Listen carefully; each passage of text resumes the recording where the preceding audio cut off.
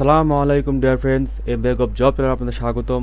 চলে আসলাম আমি মোহাম্মদ হামিদুর রহমান নতুন একটি নিয়োগ বিজ্ঞপ্তি নিয়ে আপনাদের মাঝে। তো আশা করি আল্লাহর অশেষ রহমতে আপনারা সবাই ভালো আছেন। তো আজকের নিয়োগ বিজ্ঞপ্তিতে যে সকল গুরুত্বপূর্ণ তথ্য আছে সে সকল গুরুত্বপূর্ণ তথ্য নিয়ে আলোচনা করব। তো অবশ্যই আপনার ভিডিওটি স্কিপ না করে পুরো ভিডিওটি ভালোভাবে দেখবেন, তাহলে কিন্তু আপনাদের জন্য বুঝতে সুবিধা হবে।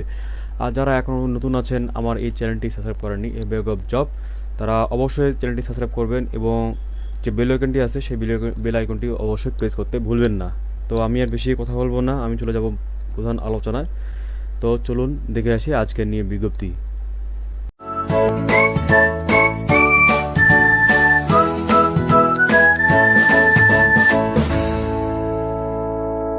তো চাকরি প্রত্যাশিত ভাই ও বোনেরা, আপনারা দেখতে পাচ্ছেন হাউজিং অ্যান্ড বিল্ডিং রিসার্চ ইনস্টিটিউটের একটি নিয়োগ বিজ্ঞপ্তি।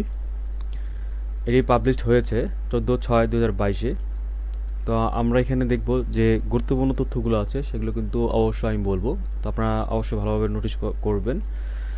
তো এই জন্য আপনাদেরকে মনোযোগ সহকারে দেখতে হবে এবং পুরো ভিডিওটি আপনারা অবশ্যই দেখবেন।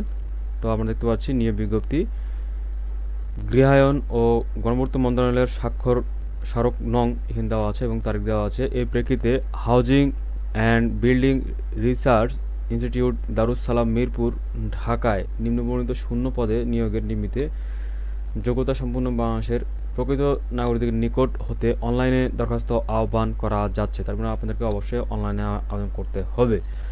তো প্রথম যে পদটি আমরা দেখব, তো এখানে প্রথম যে পদটি দেওয়া আছে রিসার্চ অফিসার বা রিসার্চ ইঞ্জিনিয়ার, এটি নবম গ্রেডের একটি পদ এবং এখানে দুটি পদ সংখ্যা এবং যোগ্যতা লাগছে কোনো স্বীকৃত বিশ্ববিদ্যালয় হতে পুরো কৌশলে স্নাতক ডিগ্রি, গৃহ নির্মাণ ও স্ট্রাকচারাল ইঞ্জিনিয়ারিং বিষয়ে গবেষণার অভিজ্ঞতা সম্পন্ন প্রার্থীদেরকে অগ্রাধিকার দেওয়া হবে এবং এই পদে সকল জেলার প্রার্থীগণ আবেদন করতে পারবেন। এরপরে দেওয়া আছে দ্বিতীয় নম্বর, যেটি সাব অ্যাসিস্ট্যান্ট ইঞ্জিনিয়ার, এটির গ্রেড হচ্ছে 10তম গ্রেড এটি এবং পদ সংখ্যা হচ্ছে একটি এবং এখানে যোগ্যতা লাগছে কোনো স্বীকৃত বিশ্ববিদ্যালয় হইতে দ্বিতীয় বিভাগে পুরো কৌশল বা মেকানিক্যাল প্রকৌশলে ডিপ্লোমা থাকতে হবে। সংশ্লিষ্ট বিষয়ে অভিজ্ঞতা সম্পন্ন ব্যক্তিদেরকে অগ্রাধিকার অবশ্যই দেওয়া হবে এবং এখানেও সকল জেলার প্রার্থীগণ আবেদন করতে পারবেন। এরপরে রিসার্চ অ্যাসিস্ট্যান্ট, এখানে এটি হচ্ছে 11তম গ্রেডের পদ এবং এখানে আপনাদের পদ সংখ্যা হচ্ছে 2টি এবং এখানে যোগ্যতা লাগছে কোনো স্বীকৃত বিশ্ববিদ্যালয় হইতে রসায়ন শাস্ত্র, গণিত শাস্ত্র, পদার্থবিদ্যাসহ অনন্য দ্বিতীয় শ্রেণীর স্নাতক ডিগ্রি থাকতে হবে এবং সিরাজগঞ্জ, বগুড়া এই জেলার প্রার্থীগণ অবশ্য আপনারা আবেদন করতে পারবেন না। তাছাড়া যে জেলার প্রার্থীগণ আছেন তারা কিন্তু অবশ্যই আবেদন করতে পারবেন।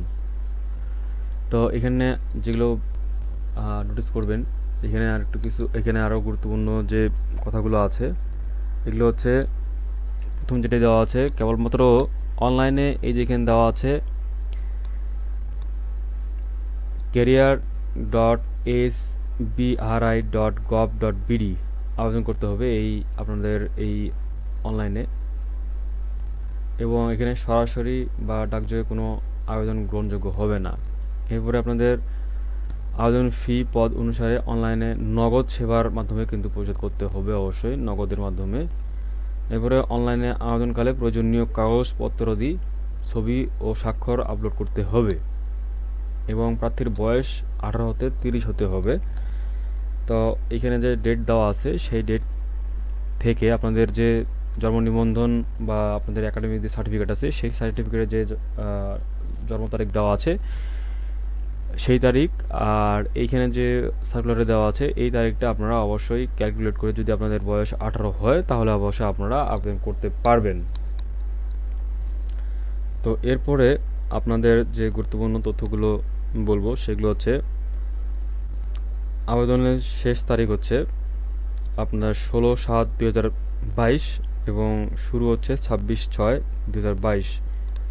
তো অবশ্যই জুলাইয়ের 26 থেকে শুরু জুনের 26 থেকে শুরু এবং জুলাইয়ের 17 তারিখে শেষ আবেদন তারিখ। এর মধ্যেই কিন্তু আপনাদেরকে অবশ্যই আবেদন করতে হবে এবং পরীক্ষার প্রবেশপত্র www.sbri.gov.bd এইখানে কিন্তু অবশ্যই অ্যাড্রেসে গেলে আপনারা পাবেন এবং 10 আগস্ট 2022 তারিখের মধ্যে সংগ্রহ করতে হবে।